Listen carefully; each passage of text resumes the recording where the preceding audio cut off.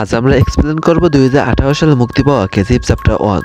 তো চলুন বেশি পেছাল না বাড়িয়ে মূল ভিডিওতে যাওয়া যাক। গল্পটি শুরু হয় 1981 সালে দিল্লিকে, যেখানে ইন্ডিয়ার প্রাইম মিনিস্টার রানিকা সেন একটা গ্যাংস্টারের ডেথ ওয়ারেন্ট জারি করে। সে আরো জানায় গল্পতে সে রাক্ষসের কথা শুনেছে, কিন্তু আজ সে নিজ চোখে রাক্ষস দেখেছে, যার কারণে এই গ্যাংস্টারকে মারা হবে। আসলে রানিকা সেন এমন প্ল্যান করেছে ওই গ্যাংস্টারের বিরুদ্ধে, যার কারণে তার নাম এবং নিশান কোথাও যেন না থাকে।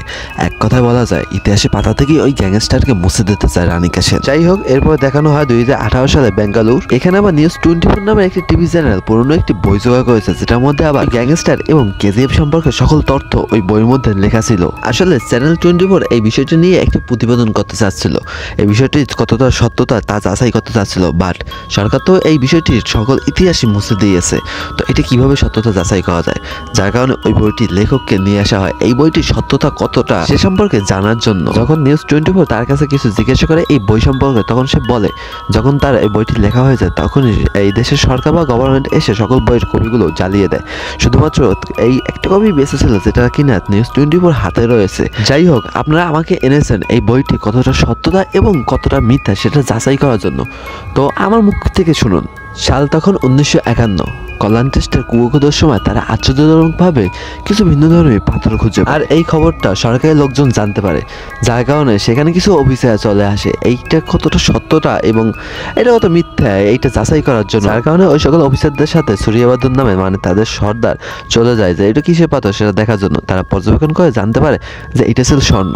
এরপরে সূর্যবর্ধন পাথর রূপে পেয়ে যায় স্বর্ণ, আর এই খবর যেন বাইরে কেউ না জানতে পারে, যার কারণে সে ওই সকল অফিসারদেরকে ওখানে গুলি করে মেরে ফেলে। অন্যদিকে আমাদেরকে দেখানো হয় নবজাত একটা শিশু জন্মগ্রহণ করেছে, যার নাম কিনা রাখা হয় রকি, আর সে ওখানে ধীরে ধীরে বড় হতে থাকে। অন্যদিকে সূর্যবর্ধন চুনাপাথর মাইনিং এর নাম করে সরকারের কাছ থেকে এই কেজিএফকে 99 বছরের জন্য তার কোম্পানির নামে লিস্ট নিয়ে নেয়। এরপর তারা চিন্তা করে তাদের এই সোনা খনি সম্পর্কে যেন বাইরে কেউ না জানতে পারে, যার কারণে আশেপাশের গরিব জনগোষ্ঠীর লোকজনদেরকে জোরপূর্বক ধরে এনে তাদের মাইনিং করানো হয় এবং তাদের উপরে অনেক বেশি অত্যাচার করা হয়। তারপর আমরা জানতে পারি কেজিএফকে বাঁচানোর জন্য নাকি 5টি দলে বিভক্ত করা হয়েছিল, আর এই সকল অংশীদারের মধ্যে প্রথমে রয়েছে কামালের নাম। কামাল হলো ভার্গর সন্তান, ভার্গ মারা যাওয়ার পর তার অংশটা কামাল পেয়েছে। তারপর রয়েছে আমাদের সবার প্রিয় রাজেন্দ্র দেশাই, সে কিনা বেঙ্গালুরু। আর রাজেন্দ্র দেশাই মূলত পুরো কেজিএফ এর ট্রান্সফরমেশনের নিরাপত্তা দিয়ে থাকে। এরপর তৃতীয়জন হলো ওয়েস্ট কোর্সে অ্যানরো, আর চতুর্থজন হলো গুরু পান্ডিয়ান, সে কিনা ছিল একজন রাজনীতিবিদ মানে একটা লিডার, সে সূর্যবর্ধনের সাহায্য নিয়ে আরো বেশি পাওয়ারফুল। আর পঞ্চমজন হলো তার নিজেরই ভাই আন্ধিরা,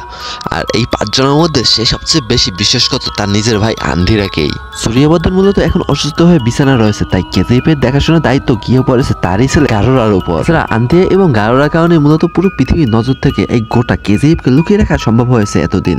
এছাড়া এদিকে যেহেতু সূর্যবর্ধন অসুস্থ ছিল, তাই তার বাকি পার্টনারদের নিয়ত খারাপ হতে থাকে, কারণ তারা সকলেই এই কেজিএফটাকে দখল করতে চাইছিল, কিন্তু এই অসুস্থ অবস্থায় তার ছেলের নামে এই পুরো কেজিএফটাকে লিখে দেয়। তবে এই সিদ্ধান্তে আন্ধিরা সহ বাকি পার্টনাররা অনেক বেশি ক্ষিপ্ত হয়ে যায় এবং গারোরাকে মারতে চলে আসে, লোক পাঠায় বেশ কিছু, তবে তারা গারোরাকে মারতে সক্ষম হয় না। এরপরে গারোরা আন্ধিরাকে মারতে লোক পাঠায়, আর এখানে একটা জাস্ট যুদ্ধ লেগেছিল, জাস্ট ফরের যুদ্ধ। তোমরা যদি এই মুভিটা না দেখে থাকো তাহলে অবশ্যই লাইফে বেশ একটা রোমাঞ্চকর অ্যাডভেঞ্চারমূলক মুভি তোমরা অবশ্যই মিস করেছো, সরি অ্যাকশন মুভি। তো আমি রিকমেন্ড করবো অবশ্যই তোমরা গিয়ে একবার হলো লাইভে এই মুভিটা অবশ্যই দেখবে। তো আবার মুভির গল্পতে ফিরে আসি। ওদিকে রকির মা ক্যান্সারে আক্রান্ত হয়, তখন রকির বয়স ছিল 10 বছর, আর টাকার অভাবে তার মায়ের কোনো চিকিৎসা হয় না। মা যখন মারা যাচ্ছিল তখন সে তার ছেলেকে দিয়ে একটা প্রমিস করে রাখে যে তুই আমাকে ছুঁয়ে প্রতিজ্ঞা কর, তুই যখন মারা যাবে পৃথিবীর সবচেয়ে ধনী ব্যক্তি হয়ে মারা যাবি। এই কথাটা বলে তার মা ওখানে মারা যায়। এবার রকি চলে আসে আর সে এখানে এসে জুতো পালিশ করতে শুরু করে, কিন্তু হঠাৎ করে রকি একটা পুলিশ অফিসারকে মেরে দেয়, আর এরপরেই তার সাথে দেখা হয় এখানকার লোকাল ডন শেদ্দির সাথে। তারপর রকি শেদ্দির সাথে কাজ করতে শুরু করে, আর সময়ের সাথে সাথে সেও বড় হয়ে ধীরে ধীরে রকির নাম আন্ডারওয়ার্ল্ডে মাফিয়াদের মধ্যে বেশ ফেমাস হয়ে যায়, আর ওখানকার সমুদ্র বন্দরে কোনো জাহাজে ভিড়তে পারতো না রকির অনুমতি ছাড়া। তাছাড়া এখানে থাকা সকল ধরনের সিন্ডিকেট ডন সিদ্দির হয়ে রকি সামলাতো। এখন সাল হলো 1971, যখন সূর্যবর্ধন হার্ট অ্যাটাক করে। আর ঠিক তখনই তাদের সকলের বস অ্যান্ড্রু আসে রকির কাছে, আর সে এসে তাকে একটা অফার দেয়, যদি তার একটা কাজ রকি করে দিতে পারে তাহলে পুরো মুম্বাই শহর তার হয়ে যাবে। যেই কথাটি শুনে রকি সঙ্গে সঙ্গে রাজি হয়ে যায় এবং তাকে বলা হয় বেঙ্গালুরু আসার জন্য। এরপর সে বেঙ্গালুরু চলে যায়। এরপর রকি জানতে পারে তার কাজটি হলো সূর্যবর্ধনের ছেলে গারোরাকে তাকে মারতে হবে। ওদিকে আবার রকি সূর্যবর্ধন বা গারোরা সম্পর্কে কোনো কিছুই জানতো না। এরপর পরিকল্পনা করা হয় একটি অনুষ্ঠানে গারোরাকে তারা সকলে মেরে ফেলে। তবে সেই অনুষ্ঠানে তারা গারোরাকে কোনো কিছুই করতে পারে না, কারণ গারোরা তার সিকিউরিটি আগে থেকেই টাইট করে রেখেছিল অনেক বেশি। এখানে গারোরা কিন্তু এই সকল জিনিস দেখার পরও তাদেরকে ছেড়ে দেয়, কারণ গারোরা দেখাতে চাচ্ছিল ও চাইলে যে কোনো সময় তাদেরকে মেরে ফেলতে পারে। এরপরে গারোরা তার একটা স্ট্যাচু বের করে, যেখানে তার বাবার মূর্তি থাকার কথা ছিল, সে পাওয়ারের বিনিময়ে তার নিজের মূর্তি লাগিয়ে দেয়। এইটা দেখে রকি, আর রকি থেকে তো পুরো টাস্কি খেয়ে যায়। সে তো মনে মনে অন্য প্ল্যানই করছে। এরপরে রকি ধীরে ধীরে গারোরা এবং কেজিএফ সম্পর্কে জানতে থাকে। তারা ওখানে বলতেছিল যতক্ষণ পর্যন্ত গারোরা বাবা বেঁচে আছে ততক্ষণ পর্যন্ত নাকি তারাও বেঁচে আছে। গারোরা বাবা মারা যাবে সঙ্গে সঙ্গে গারোরা নাকি তাদের সকলকে মেরে ফেলবে। এখানে কেউ কি আছে গারোরাকে মারতে পারবে? কিন্তু ঠিক তখনই ভিড়ের মাঝখান থেকে ছোটবেলার মতো রকি হাত জাগায় যে হ্যাঁ আমি পারবো। আর এই কথাটি শোনার সাথে সাথে এখানকার থাকা সকলে বলে ওঠে যে এটা ছেলে খেলা নয়, ওখানে যাওয়া মানে স্বয়ং নিজের মৃত্যু নিজে ডাকা। কারণ এই দেশে সরকার পর্যন্ত কেজিএফ এর ভিতর গিয়ে গারোরাকে মারা সাহস পর্যন্ত করে না। কিন্তু রকির কনফিডেন্স শুনে তার এই কেজিএফ এর অর্ধেক ম্যাপ তাকে সিল মেরে দিয়ে দেয় এবং তাকে বলে যে হ্যাঁ এই জায়গায় যাওয়া মানে অবশ্যই মৃত্যুর সমান, তুমি যাও গিয়ে দেখো যে ওই জায়গায় পরিস্থিতি কেমন। এরপরে আমাদেরকে দেখানো হয় কেজিএফে কিছু গার্ড কিছু ওয়ার্কারদেরকে জোরপূর্বক তুলে নিয়ে যাচ্ছিল কেজিএফে কাজ করানোর জন্য, আর ওখানেই আমরা কিছু অ্যাকশন দৃশ্য দেখতে পাই। এরপর রকি ওই লরিতে উঠে পড়ে ওই ওয়ার্কারদের সাথে, আর সে এখানে এসে দেখে প্রায় 20,000 মানুষ এখানে বন্দী অবস্থায় আছে। আর এইটা পৃথিবীতে থেকে জাহান্নামে থেকে কোনো অংশে কম নয়।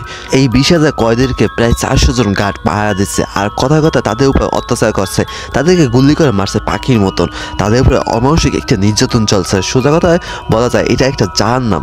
আর পৃথিবীতে বসবাস করার অবস্থায় জাহান্নামের একটা সুনির্দিষ্ট নমুনা হচ্ছে এই কেজিএফ এর মধ্যে কোনো শিশু বাচ্চাকেও ছাড় দেওয়া হতো না। আর কোনো গোলাম যদি তার কাজ করার ক্ষমতা হারিয়ে ফেলে তাদের সঙ্গে সঙ্গে তাকে গুলি করে মেরে ফেলা হতো। আর এটি একটু দূরেই ছিল গারোরা মহল। গারোরা একটি ভাই ছিল যে কিনা আমেরিকা থাকতো, তার নাম ছিল ভীরা। গারোরা মহলের সিকিউরিটির সংখ্যা ছিল অনেক বেশি, যার কারণে গারোরা মহলের ভিতরে ঢুকে গারোরাকে মারার প্ল্যান ছিল রকির পক্ষে প্রায় অসম্ভব। রকির কাছে শুধুমাত্র কেজিএফ এর অর্ধেক ম্যাপই ছিল, যেটি ছিল কিনা শুধুমাত্র মাইনিং সেক্টরের। সো ইয়াপ গাইস, আজকের মতো ভিডিওটা এই পর্যন্তই। যদি তোমরা এই ভিডিওটা নেক্সট বা বাকি অংশ দেখতে চাও তাহলে অবশ্যই এই ভিডিওটা নিচে কমেন্ট করবে নেক্সট পার্ট বা সেকেন্ড পার্ট লিখে। তো দেখা হচ্ছে নেক্সট ভিডিওতে। ততক্ষণ পর্যন্ত তোমরা ভালো থেকো, সুস্থ থেকো, নিজে এবং পরিবারের খেয়াল রাখো। আল্লাহ হাফেজ।